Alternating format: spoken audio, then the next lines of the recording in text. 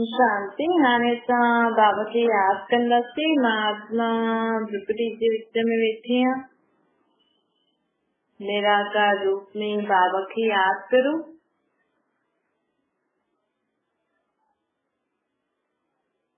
मन में कोई भी ॻाल्हि हुजे बाबा खे ॿुधाए छॾो।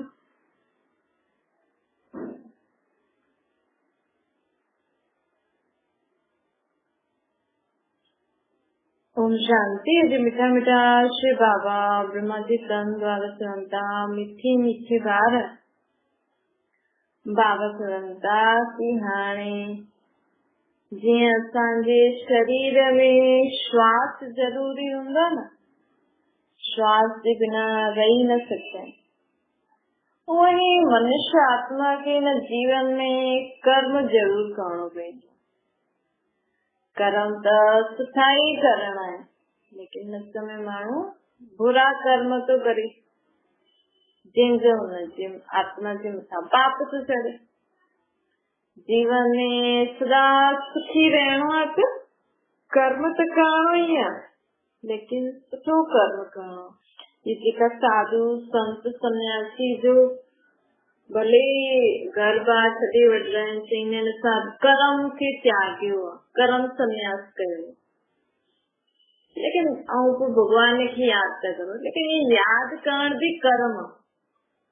ॾिसो हिन दुनिया में जेका बि माण्हू, चाहे मंदिर में पुजारी आहिनि, मंदिर था संभालनि, चाहे गुरुद्वारो था संभालनि, चाहे तप था करनि जंगलनि में वेही करे, चाहे कुझु बि था करनि, माण्हू चइजे छा था करनि, लेकिन हर हिकु माण्हू कर्म करे थो वञे।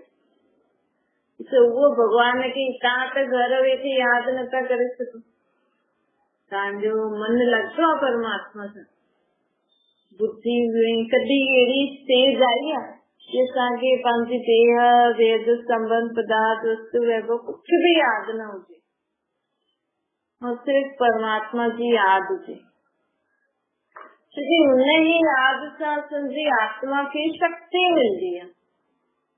त माण्हू सोचे वेठो आहे कि घर गृहस्थी में ये करे ई न सघंदा आहियूं, छोकी मुंहिंजो सम्झी करे वेठो आहे। चई तो तुंहिंजो बाबा तो चए तो घर गृहस्थी में रही करे तव्हां जास्ती मूंखे यादि करे सघंदा आहियो, सिर्फ़ ये मुंहिंजे खे तुंहिंजो करो। त तव्हांखे कंहिंजे अॻियां बि मथो न झुकाइणो पवंदो कि मूंखे प्रार्थना पूरी करो, मूंखे शक्ति ॾियो, सम्झ ॾियो।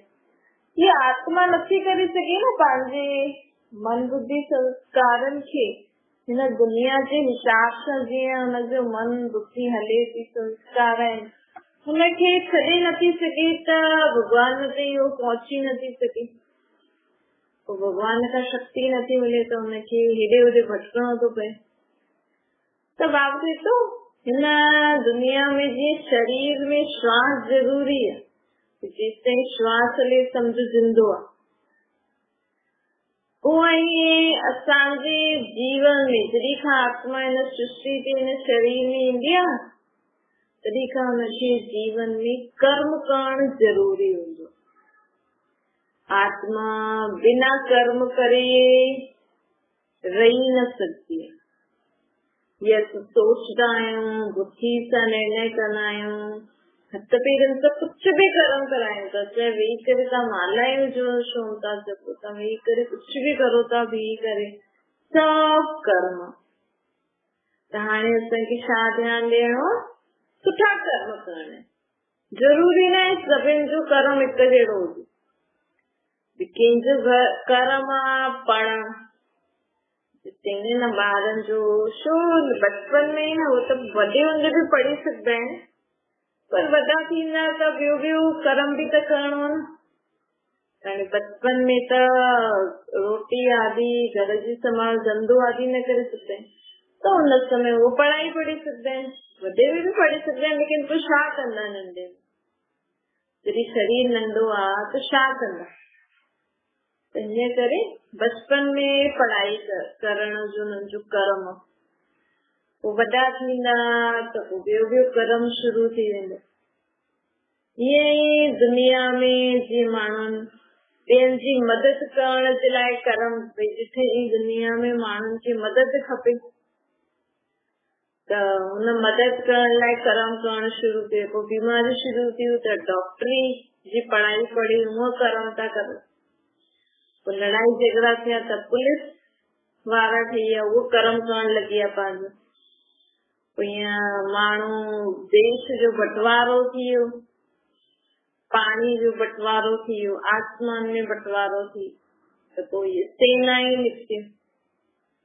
ईअं ई दुनिया में जॾहिं अपवित्रता शुरू थी, अपवित्रता में आत्मा खे दुख थियण शुरू थियो, त आत्मा खे भगवान खे यादि करण जो कर्म हुन शुरू कई। सत्यत्रेता में इहो कर्म न हुयो। सत्यत्रेता में ॾिसो डॉक्टरनि जो भी कोई कर्म न हुयो, डॉक्टरी जो, जेला आदि जो भी कर्म न हुयो, पुलिसनि जो, जजनि जो, ही जेका वकील आहिनि, अहिड़ो कोई कर्म न हुयो, हॉस्पिटल वग़ैरह कुझु न हुया, भक्ति भी न हुई। तो जो सत्यत्रेता में असां हिन सभिनि कर्मनि खां मुक्त आहियूं। तपस्या भी न आहे, घर बार छॾे करे भॻवान खे यादि करण वारो भी न आहे, ऐं कुझु बुख जो भी न आहे भई असां इहे व्रत रखूं। भक्ति जी भी ॾाढी सारी उहो थींदी न, अहिड़ा कर्म हुते हूंदा ई न। उते सिर्फ़ सुबुह खां राति ताईं आत्मा मौज मनाईंदी आहे, खाईंदी पींदी मौज मनाईंदी, ख़ुशी मनाईंदी। जेके माण्हू त्योहारनि में कीअं एॾी सारी चीज खाए करे खाई पी मस्ती कंदा आहिनि न, ख़ुशी ईंदा आहिनि न, नया नया कपिड़ा पाए करे, ख़ासि करे दिवाली में ॾिसो भले पहिरियों महिनत कंदा आहिनि, लेकिन दिवाली जे ॾींहुं माण्हू सभु कुझु कीअं घर सजाए करे खाईंदा पींदा मौज मनाईंदा आहिनि, सुठा सुठा कपिड़ा पाए। त सत्संग में ईअं हूंदो, सुबुह खां राति ताईं माण्हू मौज ई मौज, खाइण पीअण में कोई बीमारी न, कोई लड़ाई झगड़ा न, कोई स्कूल त हूंदा लेकिन बोझ वारी पढ़ाई न हूंदी कि सॼो ॾींहुं माण्हू पढ़ंदो रहे, खिल खिल में पढ़ंदा।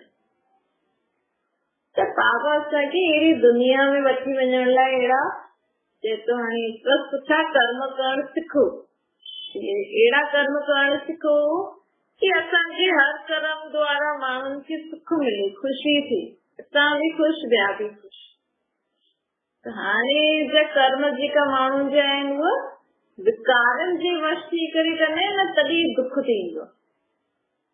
द्वापर युग में जॾहिं असां विकारनि जे वश थी करे कर्म करण शुरू कयो, तॾहिं त इहा भक्ति जेका भी तप व्रत जप तप थी तॾहिं त निकिता आहिनि। दुख थींदो आहे त आत्मा भगवान खे यादि कंदी आहे, तो सोचदी आहे भई अॼु मां कुझु नथी खायां, सॼो ॾींहुं भगवान खे यादि थी करां।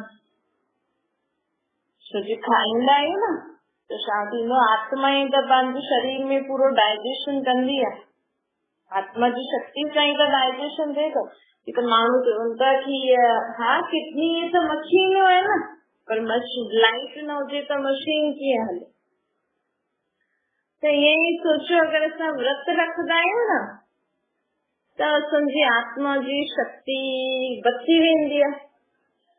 मतलब कुझु हिकु त पहिरियों खाई हूंदो आहे शरीर में, ॿियो असां अॼु कुझु खाईंदासीं न त आत्मा जी शक्ति बची वई न पचाइण, मतलब पोइ असांखे उहा बची वई आत्मा जी शक्ति सां असांखे भगवान खे यादि करे आत्मा जी शक्ति बढ़ण लाइ असां ये सॼो ॾींहुं असां हिकु ॾींहुं हा भई असां भगवान खे यादि करूं, असां आत्मा में शक्ति वधंदी आहे। त इन करे माण्हुनि व्रत शुरू कयो। ये तो व्रत सां कोई भगवान असांजी असां बुख रहंदासीं त माण्हू असां भगवान असांजी मनोकामना पूरी करे छॾियो। माण्हुनि जॾहिं द्वापर युग में व्रत शुरू कयो त हुनजो अर्थ आहे कि भई सॼो ॾींहुं न खाईंदासीं त जाची असांजी आत्मा जो कनेक्शन असां परमात्मा सां जोड़े सघंदासीं। असांजो ध्यानु सॼो भगवान वटि ई हूंदो त आत्मा में शक्ति भरजंदी, न त इहा खाओ इहा खाओ हिनमें बुद्धि भटकदी आहे न। पोइ खाइण पीअण में बुद्धि न भटके, आत्मा जी शक्ति न डाइजेशन में न वञे, हिन करे माण्हू पहिरियों ईअं शुरू कयो। लेकिन हाणे त माण्हू अलाए छा छा सोचे करे व्रत थो रखे। त बाबा चए थो कि हाणे हिन सृष्टि जी जॾहिं आत्मा ईंदी आहे त कर्म त हुनखे करणो ई आहे, लेकिन सत्संग में असांजा कहिड़ा कर्म हूंदा।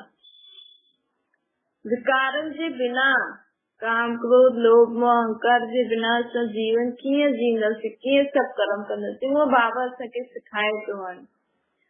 त बाबा चए थो कि हाणे सदा असांखे पंहिंजे मन वचन कर्म द्वारा, कर्म मतलब सोचण ॻाल्हाइण कम करण हलण फिलण संबंध में अचूं।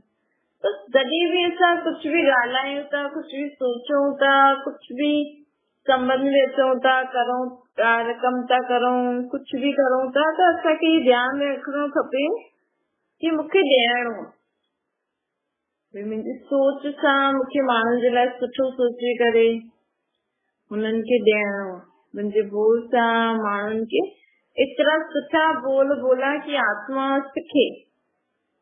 मुंहिंजे कर्मनि द्वारा मां अहिड़ा कर्म करा कि माण्हू खे असां दुआयूं ॾियूं, माण्हू बि असांखे दुआयूं ॾियनि। असांजा कर्म अहिड़ा हुजणा, असांजा कर्म अहिड़ा थींदा न तॾहिं असांजे जीवन में सुख शांति ईंदी। त बाबा हाणे असांखे अॼु चए थो हमेशा हर कर्म विकारनि जे मुक्त हुजे, असांखे ध्यानु रखो। बाबा चए थो कि जॾहिं भी जीवन में कुछ निर्णय करणो हुजे न, कंफ्यूज थी वेंदा न माण्हू, छा करा छा न करा, सम्झ में न ईंदो, निर्णय न करे सघंदा आहिनि। तो उन समय बाबा चए थो साक्षीपन जी स्थिति में स्थित थी वञो। साक्षी अर्थात जंहिंमें असां मुंहिंजो मुंहिंजो न करूं, परां खां ॾिसूं। समझो था कोई सीन परां खां ॾिसो था, तो ॿ ॼणा माण्हू ॻाल्हाइनि था, कुछ भी करनि था, त तव्हां अगरि परां खां ॾिसंदव न त तव्हांखे सम्झ में अची वेंदो कि हिन ॿिन्हिनि जे विच में छा थो हले, अगरि असांजी बुद्धि ठीकु हूंदी त। ऐं असां ॻाल्हि में फसी वेंदा न, अगरि हुनजी ॻाल्हि में असां बि हली वियासीं, असां यथार्थ निर्णय न करे सघंदासीं कि केरु सही आहे केरु ग़लति। हिन करे ॾिसो जॾहिं भी खेल में भी हूंदो आहे त ॿ टीमियूं हूंदियूं आहिनि ऐं हिकु माण्हू हूंदो आहे जो परां खां ई हुन ॿिन्हिनि खे ॾिसंदो आहे, पोइ उहो निर्णय करे सघंदो आहे न, हा भई इहो सही आहे इहो ग़लति। त ईअं असांखे भी पंहिंजे जीवन में जॾहिं भी निर्णय करणो हुजे न, भई मुंहिंजे जीवन में छा सही आहे छा न, त बाबा सां गॾु हुन ॻाल्हि खे साक्षी थी करे ॾिसो त मुंहिंजो न, भई अगरि असां हिन कम में कोई भी माण्हू हीअं करे त हुनखे हीअं फ़ाइदो थींदो, मूंखे न मुंहिंजो न अचिणो खपे। अगरि उहो हीअं कंदो त हुनखे हीअं फ़ाइदो थींदो। मुंहिंजे खां परे स्थिति में स्थित थी करे असांखे ॻाल्हि खे ॾिसंदासीं न त असां जीवन में निर्णय करे सघंदासीं कि छा करणु सही आहे छा न। सम्झो तव्हांखे कुझु अॼु ठाहिणो आहे रोटी में, लेकिन तव्हांखे सम्झ में नथो अचे छा ठाहिणो, त ईअं न भई ठाहींदा आहियूं त ख़ुदि जे बारे में बि सोचंदा आहियूं न, त हिन करे साक्षी थी करे जाचो मां त मुंहिंजे लाइ कुझु न, लेकिन त बि अगरि असांखे खाइणो आहे त हुन हिसाब सां कहिड़ी भाॼी आहे, कहिड़ी चीज आहे, केतिरे समय खां हीअ भाॼी पई आहे, केतिरी ख़राब थियण वारी आहे, या अगरि सही न ठाहींदसि त ख़राब थी वेंदी, या अॻियां छा प्रोग्राम अचण वारो, हुनमें हीअ चीज कमु ईंदी छा। साक्षी थी करे अगरि असां ॾिसंदासीं न त असां यथार्थ निर्णय करे सघंदासीं कि अॼु हीअ चीज खाइण ठीकु आहे। अगरि सोचोसीं न मूंखे त इहो खाइण जी दिलि थी थिए ऐं ॿी भाॼी ॾाढे समय खां पई आहे, पोइ ख़राब थी वेंदी न। इन करे बाबा चए थो साक्षीपन जी स्थिति जे तख़्त जे जॾहिं असां वेही करे हर हिकु ॻाल्हि खे ॾिसंदासीं न, साक्षीपन में मुंहिंजो मुंहिंजो न हूंदो, त असां यथार्थ निर्णय करे सघंदासीं। अगरि ॾिसो कोई माण्हू ॿ खेॾनि था, अगरि कोई कंहिंजी पार्टी जो हूंदो त उहो त पंहिंजी पार्टी जो फेवर कंदो न। हिन करे निर्णय करण वारो भई केरु जीतियो, कंहिंजी ग़लती आहे केरु न आहे, हुनखे अलग ही पार्टी वारो चूज कनि था। हाणे बाबा चए तो हीअं करो। ॿियो बाबा चए तो सदा ये सोचो कि हाणे ये पुरानी दुनिया है, हिन पुरानी दुनिया में रहंदे हुए भी असांखे किसा ममत्व न रखणो। भई जो चीज पुरानी हूंदी आहे, जो चीज खराब हूंदी आहे, जो चीज टुटण वारी आहे, हुन सां दिलि लॻाईंदो कोई? त बाबा अॼु असांखे चए थो भई असांखे आसार त नज़र ई था अचनि दुनिया जा। त ये दुनिया उन खां पहिरियों असांजी बुद्धि सुठी आहे कि उन खां पहिरियों ही परमात्मा जो कर्म हिते करनि था नई दुनिया खे ठाहिण जे लाइ, पहिरियों खां ई जो कर्म बाबा शुरू करे छॾियो अथई, प्लानिंग शुरू करे छॾी अथई, उहो असांजी उहा ॻाल्हि असांजे कन में पइजी ऐं असांखे समझ में भी अचे थी, विश्वास भी थे। बाक़ी माण्हू त ॿुधनि बि नथा त विश्वास कीअं थींदो, समझ में कीअं ईंदो? त बाबा चए थो हाणे त दुनिया जा हालात ॾिसो ई था, त ये पुरानी दुनिया, माण्हू सोचनि दुनिया जो छा थींदो, लेकिन असांखे त पहिरियों ई न सृष्टि जे रंगमंच जो जेको ड्रामो थो हले हुनजे डायरेक्टर असांखे पहिरियों खां ई ॿुधाए रखियो अथई कि हाणे हिन सृष्टि जी जो मूवी हले थी कैसेट, वो खत्म थियण वारी आहे, पोइ मां वापसि सां ये कैसेट शुरू करण वारो। भई ॾिसो कोई 3 घंटे जो मूवी हूंदी आहे त कंहिंखे भई मूवी ॾिसणी आहे, भई एंड में हाणे छा थियो छा थींदो, कोई त टेंशन कंदा भई हाणे त मूवी त एंड में हाणे छा थींदो छा थींदो छा थींदो। लेकिन अगरि कोई माण्हू खे पहिरियों ॿुधाए छॾे कि हाणे एंड में ईअं थियण वारो, हुन खां पोइ हूअं थींदो, त उहो केॾो बेफ़िक्र रहंदो न। ऐं जंहिंखे पतो ई न हूंदो, जो पहिरीं बार ॾिसे थो ऐं उन कंहिं सां ॻाल्हाए बि नहीं, त उहो त सोचंदो रहंदो न हाणे छा थींदो हिन मूवी में, हाणे छा थींदो। वो त बाबा चए थी त 5000 साल जी मूवी में हर आत्मा ॾाढे समय खां बार बार अचे थी, लेकिन असां पहिरियों खां ई डायरेक्टर सां ॻाल्हाए, डायरेक्टर असांखे ॿुधाए रखी अथई हा भई हिन खां पोइ इहो सीन ईंदो, हिन खां पोइ ईअं थियण वारो आहे। पोइ जेको बि कुझु थींदो हुन मूवी जे एंड में त असां घबराईंदासीं, असांजे मन में हलचल थींदी कि हाणे छा थींदो, ईअं थींदो।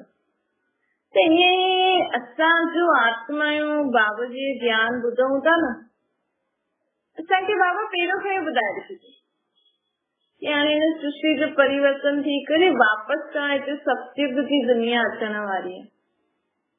और सतयुग जी दुनिया में कलयुग जी छीछी चीजें थोड़ी हूंदियूं, या लकड़ी जा, पत्थरनि जा, स्टील जा, अहिड़ी चीजें थोड़ी हूंदी जो चीजूं ठहींदियूं आहिनि, लोहो, स्टील, लकड़ी, इन्हनि सां ई प्लास्टिक, त इन्हनि सां चीजें थोड़ी ठहींदियूं सतयुग में। सतयुग में तो सोने हीरे जा महल ई हूंदा, छोकी पॉपुलेशन घटि हूंदी न, माण्हू घटि हूंदा। ॾिसो माण्हू चईंदा न पहिरियों त असां ॾाढो आराम सां रहंदासीं, बिल्डिंग बि त हाणे ठही छोकी पॉपुलेशन वधी वई आहे, पहिरियों थोड़ी हेॾी बिल्डिंग हुई। त हिन खां पहिरियों माण्हू महलनि में रहंदा हुया, जो राजा आहिनि, जो द्वापर कलयुग वारा आहिनि, हुननि जा महल गढ़ जो बि आहिनि, लेकिन हुन खां पहिरियों चांदी जे महलनि में रहंदा हुया, छोकी माण्हू घटि हुया। हुन खां पहिरियों सोने जे महलनि में रहंदा हुया। त हाणे वरी खां उहो समय अचण वारो, सोने जे महलनि वारी दुनिया में पहिरियों सिर्फ़ पूरी दुनिया में 9 लख माण्हू हूंदा। बस हिकु गीत आहे न, गटई में सूर्य गटई में तारा, 9 लख तारा। त हिन सृष्टि ते पहिरियों सिर्फ़ पूरे विश्व में मिलाए करे ख़ासि, ऐं वो भी भारत में ही हुया, ॿाहिरि न रहंदा, भारत में ही शुरू दुनिया शुरू भारत खां थी आहे। हाणे ख़त्म भी भारत में ही थींदी, लेकिन भारत जे जीवन ख़त्म न थींदो, बाक़ी सभु चीजूं ख़त्म थी करे भारत रहंदो। को भारत में वरी का सत्युग शुरू थींदो और पहिरियों सिर्फ 9 लख माण्हू हूंदा। तो सोचो पूरी दुनिया में केतिरो सोनो हूंदो। सब सोनो भारत भूमि ते अची करे इकट्ठो थी वेंदो। त माण्हुनि वटि एतिरो सोनो, ॾिसो मथे माण्हू उहो हूंदा आहिनि, पैसे वारा हूंदा आहिनि। हिते माण्हुनि खे पाइण लाइ सोनो न हूंदो आहे, लेकिन हुननि सोने जी थालियूं, गिलास, कटोरा सोने जा हूंदा आहिनि न। भई पैसो आहे त काॾे करो, ठीकु आहे, चलो सोने जो ये सभु इन्हनि में खाईंदा पीअंदा आहिनि, सोने में न त चांदी में। त उहोई असां वटि एतिरो धन हुयो त असां हुनजी चीज ठाहींदा हुयासीं। भई आहे सोनो त छा करो।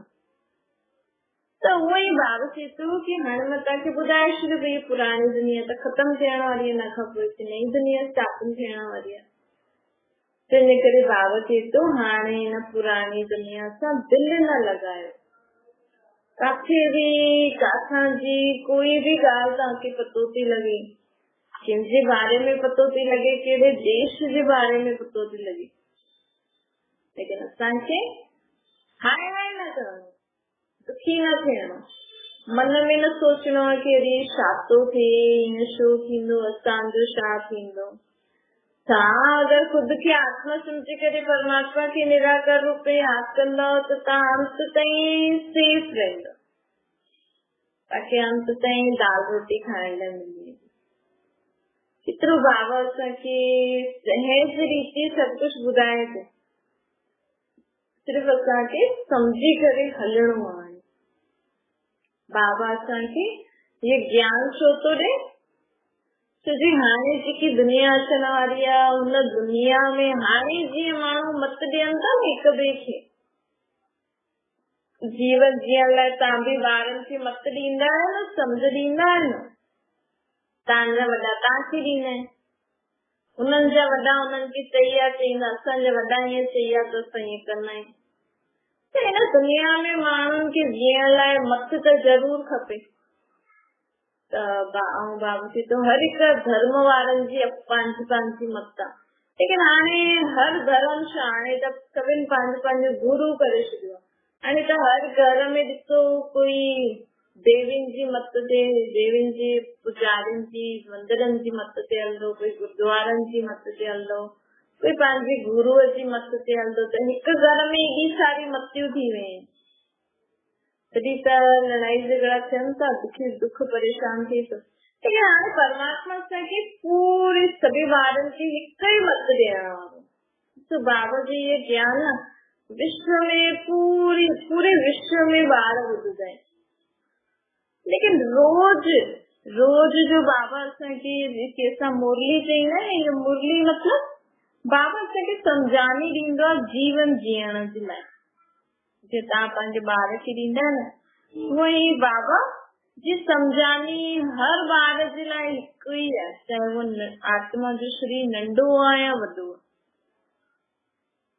हिकु ई मत ते हलंदासीं, तॾहिं त ॻाइनि न भई हिकु ई मत ते हिकु संसार, हिकु राजा रानी हूंदो, कोई वज़ीर ई न हूंदो। सोचो हाणे परमात्मा सभिनि खे हिकु मत ते हलाए करे हिकु राज, हिकु सिर्फ़ लक्ष्मी नारायण जो पूरो राज्य हूंदो पूरी दुनिया में। हिक जे मत ते सभु हलंदा त केतिरो सुख शांति थींदो न। अॼु ॾिसो घर में एॾी सारी मतियूं, ॿियो दुनिया में वञो त गवर्नमेंटियूं अलॻि अलॻि आहिनि। असां हिन गवर्नमेंट जे हिसाब सां, हिन गवर्नमेंट जे हिसाब सां माण्हू हलनि था। त स्कूलनि में अलॻि अलॻि ॿारनि खे पढ़ाई अलॻि अलॻि सब्जेक्ट जी, ऐं बाक़ी धर्मनि जी अलॻि अलॻि करे छॾी अथनि। त असांजी त सभु अलॻि अलॻि कयो, अगरि सभु सम्झो असां आत्मा ई आहियूं, सभु ख़तम थी वेंदो। छोरो छोरी में अलॻि, वॾे नंढे में अलॻि, संबंधनि में अलॻि अलॻि उहो थी वियो। इन करे बाबा चए थो सभिनि खे आत्मा ॾिसो त सभु सहज थी वेंदो। इन करे असांखे सदा, बाबा चए थो सदा खुद खे आत्मा सम्झो, परमात्मा खे निराकार रूप में यादि करो। ऐं हाणे न पुराणी दुनिया, पुराणी देह, क्योंकि ये देह भी तो पुरानी है ना, सुख में तो नहीं मिलती ना। जेतिरो समय असां देह में आहियूं तेसिताईं बाबा खे यादि करे असांखे ॾींहं कटणा आहिनि। लेकिन समझो हिन देह खे कुछ भी बुखार आदि थिए तो, कुछ तबियत ठीक न आहे त असांखे हिन देह जे कारण परेशान न थियणो। असांखे हिनखे दवाई ॾियणी आहे, डॉक्टर खे ॾेखारियो, दवाई ॾियो, सुठी रीति खाओ पीओ, बाबा खे यादि करो। छोकी हाणे असांखे बाबा सत्य में नई देह ॾींदो, नयो सभु कुझु ॾींदो, त हुन ख़ुशी में रहंदासीं न। त हिन दुनिया में रहंदे हुए बि तव्हां बुद्धि सां नई दुनिया में आहियो। अच्छा, मीठी मीठी सिकले से ॿारनि प्रति माता पिता बाप दादा जो यादि प्यार और गुड मॉर्निंग। रूहानी बाप जी सभिनि रूहानी ॿारनि खे नमस्ते समझी भी रूहानी माता पिता बाप दादा के याद प्यार गुड मॉर्निंग और नमस्ते। वरदान आहे पंहिंजी श्रेष्ठ दृष्टि वृत्ति कृति सां सेवा करण वारा निरंतर सेवादारी था। बाबा चए तो जीअं शरीर श्वास जे बिना रही न सघंदो, ईअं ई असांजे जीवन में कर्म ज्यादा सुठो आहे। जीअं कर्म करण जरूरी आहे, सुठा कर्म। जे श्वास न हलण सां मूर्छित थी वेंदो न माण्हू, ईअं ई अगरि असां सुठे कर्मनि में बिज़ी न रहंदासीं त असांजो जीवन में असां मूर्छित थी वेंदासीं।